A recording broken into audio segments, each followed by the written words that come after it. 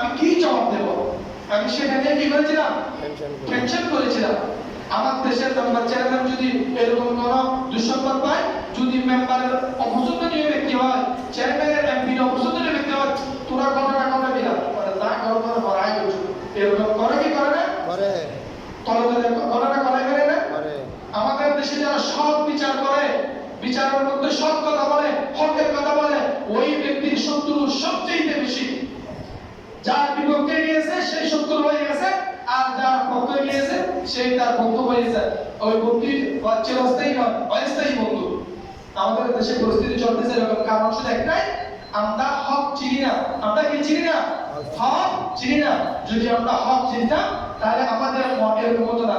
আচ্ছা, এসএসসি পরীক্ষার সামনে আপনারা জানেন, এসএসসি পরীক্ষার্থীরা একটা ছেলে একটা মেয়েকে, একটা মেয়ে একটা ছেলেকে গন্তির উপর লিখে দিচ্ছে, একজনের অপরজনের নাম লিখে দিচ্ছে, বিভিন্ন শব্দ লিখে দিচ্ছে, বাক্য লিখে দিচ্ছে। আচ্ছা বলুন তো, এটা কি শরীয়ত সম্মত জায়েজ নাকি না জায়েজ? জায়েজ নাকি না জায়েজ? না জায়েজ। পহেলা বৈশাখ গিয়েছে আমাদের মধ্যে, পহেলা বৈশাখ এসেছে আবার গিয়েছে, যাই না? পহেলা বৈশাখে রমজান কোট বলে ঢাকা বিশ্ববিদ্যালয়ের আশেপাশে লাল পানির যে সরাসরি আমরা দেখতে পেলাম, ওখানে অমুসলিমের পাশাপাশি মুসলিম পরিবারের ছেলে মেয়েরাও ছিল না? ছিল। এরা আওয়াজ দিচ্ছে ফেসবুকে, ইনস্টাগ্রামে, ইউটিউবে, রমজান কোট বলে, কাবাবে প্রাণ বলে, জানিয়ে দিলাম আমি তোমাকে। এরা এরকম অনেক সুন্দর সুন্দর স্লোগান লিখছে, এরা লিখে দেয়।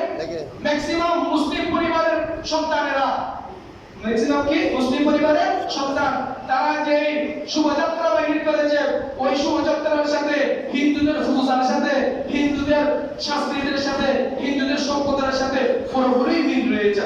যদি বলেন ঠিক কিনা? আবার হাল্লা বলে শুভ নব বর্ষ ফাগল, হাল্লা বলে। আপনারা দেখেন না এরকম? আচ্ছা, এই হিন্দু সংস্কৃতি, হিন্দু অসভ্যতামী, ইসলাম বিরোধী কুসংস্কৃতির মধ্যে মুসলিম ছেলেরা গিয়ে যদি বলে আমার ঈমান ঠিক আছে, আমার কি ঠিক আছে? ঈমান ঠিক আছে।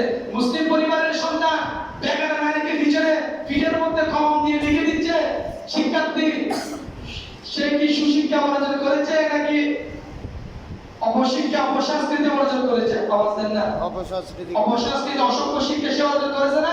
কোন মা কি চায় তার সন্তান ধ্বংস হোক? না। কোন বাবা কি চায় তার সন্তান বিপদগামী হোক? না। আপনাদের আওয়াজের মধ্যে চাই মনে হয়? তাহলে এসব অপসংস্কৃতি, অসভ্যতামি থেকে আপনার সন্তানকে আপনার উচিত সচেতন করা, সতর্ক করা, খবরদার আল্লাহ এবং রাসূল অপছন্দ করে এমন কোন কাজ আমাদের খাত দ্বারা, আমাদের চরিত্র দ্বারা, আমাদের বৈশিষ্ট্য দ্বারা প্রকাশ পেতে পারবে না। এরপরে হযরত ওয়ান আবি হুরায়রা আন রাসূলুল্লাহ সাল্লাল্লাহু আলাইহি ওয়াসাল্লাম قال إياكم الظن فإن الظن أكذب الحديث ولا تحسسوا। হযরত আবু হুরায়রা রাদিয়াল্লাহু তাআলা আনহু বলেন, তিনি রাসূল সাল্লাল্লাহু আলাইহি ওয়াসাল্লাম ইরশাদ করেছেন, তোমরা একে অপরকে সন্দেহ থেকে বিরত থাকো। একে অপরকে সন্দেহ থেকে বিরত থাকো। সন্দেহ সেটা সবচেয়ে বড় গুনাহ। সন্দেহ সেটা সবচেয়ে বড় গুনাহ। ওয়ালা তাহাসসু, তোমরা চিন্তার দোষ দোষ তালাশ করো না। তোমরা কি তালাশ করো না? দোষ তালাশ করো না। যেটা দোষ নয় সেখানে বলছে কি তালাশ করো না? দোষ তালাশ করো না। এরপরে বলা হচ্ছে ওয়ালা তাজাসসু, তোমরা গোয়েন্দাগিরি করো না। আমরা দেখবেন দোষও তালাশ করি, গোয়েন্দাগিরিও করি। গোয়েন্দাগিরি করি না আমরা? বড় রাস আইতারে তোমরা গোয়েন্দাগিরি হই, এরকম কাজ আমরা করি না?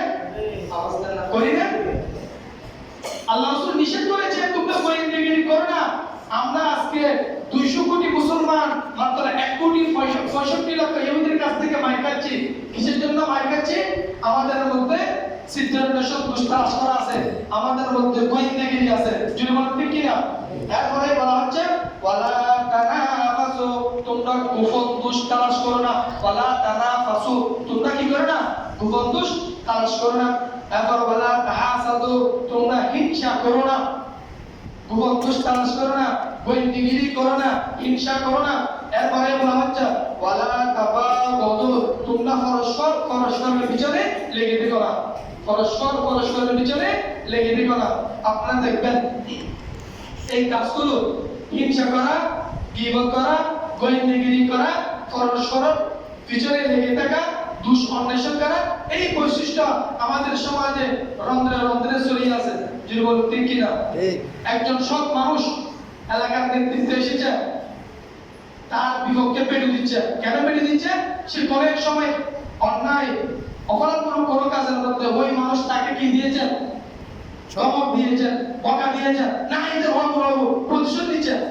সব মানুষের বিপক্ষে পেটু দিয়ে আমাদের দেশে এরকম করে কি করে না? আপনাদের হয়তো বলতে করে না মনে হয়? আচ্ছা, তো এই জন্য আমরা আজকে নীতি নৈতিকতা থেকে দূরে সরে এসেছি।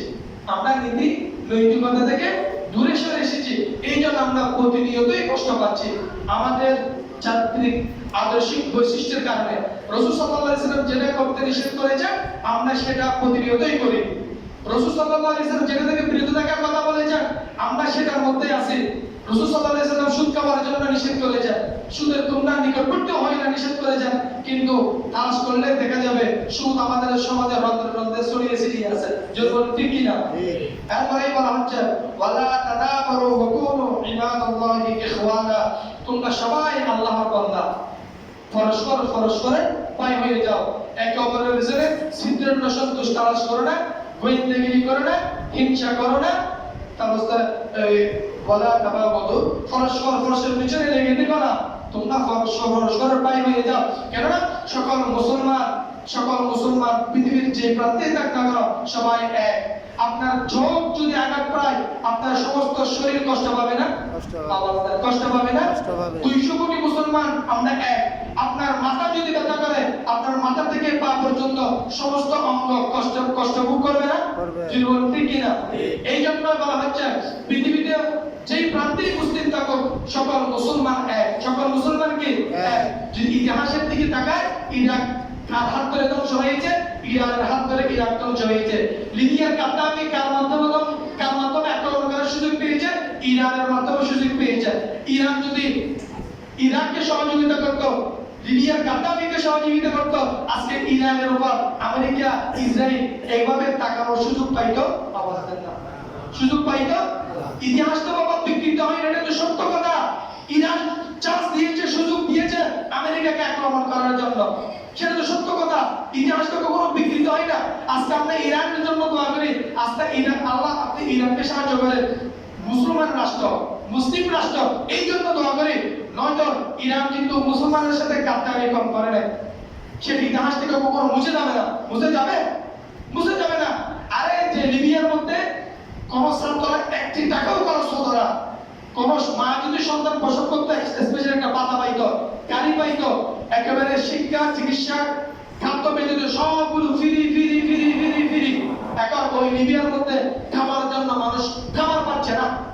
তারা চেয়েছিল পরিবর্তন, লিবিয়া গাদ্দাফি শাহাদাত বরণ করেছে, আজকে তাদের পেটে খাবার নাই। নাউজুবিল্লাহ বলেন না? পশ্চিমা আজকে তাদের সব সম্পদ কেড়ে নিয়েছে। এই জন্য বলা হচ্ছে সমস্ত মুসলমান এক। আপনারা আছেন 5 ভাই, কয় ভাই? 5 ভাই। 5 ভাইয়ের মধ্যে 5টা মতামত, 5টা মতবিরোধ, 5টা সিদ্ধান্ত, 5টা দৃষ্টিভঙ্গি থাকবে, কিন্তু বিপদের সময় সব ভাইকে এক হতে হবে। জীবন ঠিক কিনা? আর যদি এক না হয় পার্শ্ববর্তী শত্রুরা এক পাই করে সবাইকে ধ্বংস করে দেবে। জীবন ঠিক কিনা? আজকে আমরা 200 কোটি মুসলমান হওয়ার পরেও মাত্র 1,65,00,000 ইহুদির সাথে পারি না। আরে 200 কোটি মানুষ একসাথে হাত আটে, তারা গুলি করতে থাকবে। ইহুদিরা কি করতে থাকবে? গুলি করতে থাকবে। তাদের গুলি শেষ হবে কিন্তু মুসলমানের সংখ্যা শেষ হবে না। সুবহানাল্লাহ। আমরা আজকে মায়ের কাছে কেন মায়ের কাছে? আমরা একতা নয়, এই জন্য মায়ের কাছে আমরা কি নয়? একতা নয়। আচ্ছা, আমার দেশের সরকার যদি কোনো একটা ভুল সিদ্ধান্ত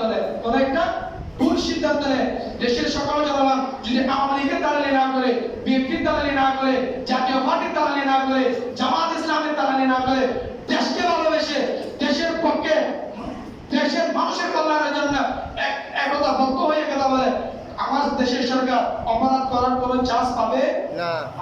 চান্স পাবে না। এখন আমরা আসলে শুধু দালালের মধ্যে। আজকে আওয়ামী লীগ করেন, আপনি বলেন আপনার দল ভালো, আপনি বিএনপি করেন, আপনি বলেন আপনার দল ভালো, আপনি জামাত করেন, আপনি বলেন আপনার দল ভালো, আপনি জাতীয় পার্টি করেন, আপনি বলেন আপনার দল ভালো। আরে বাবা, আল্লাহ এবং রাসূল ব্যতীত ফেরেশতা ব্যতীত পৃথিবীতে কেউ সাধু নয়। আপনারা ইতিমধ্যেই দেখেছেন একজন হানজালা বীরের মতন দাঁড়িয়ে বাংলাদেশের সংসদে বলেছেন, আমার দেশের মাটিতে আল্লাহ রাসূলের সামনে যদি বেয়াদবি করা হয় এর শাস্তি মৃত্যু অবশ্যই অবশ্যই এই সংসদে পাস করতে হবে। আপনারা সবাই পক্ষে আছেন কিনা? আমাদের পক্ষে আছেন কিনা? আছে। যদি 56 বছরের যতগুলো দল বাংলাদেশে ক্ষমতা এসেছে সকল রাষ্ট্রপ্রধান ম্যাক্সিমাম মুসলমান না? আওয়াজ দেন, মুসলমান না? এখানে সবাই ছিল না? এরা নিজের পরিবারের নিরাপত্তার আইন সংসদের মধ্যে পাস করতে পারে। যার জন্য আমি বেঁচে আছি, যার জন্য আমার আপনার জীবন কুরবানি হবে, আমাদের রাসূলুল্লাহ সাল্লাল্লাহু আলাইহি ওয়াসাল্লাম বারবার ইহুদি নাস্তিক কাফেরের বাচ্চারা কে কোথায় থেকে এসে আমার রাসূলের সামনে বেয়াদবি করে। মুসলমানরা যখন রাজপথে আন্দোলন করে তখন আমার টাকা ট্যাক্স নিয়ে যে পুলিশ চলে ওই পুলিশ আমার বুকের উপর গুলি চালায়। যদি বলেন ঠিক কিনা?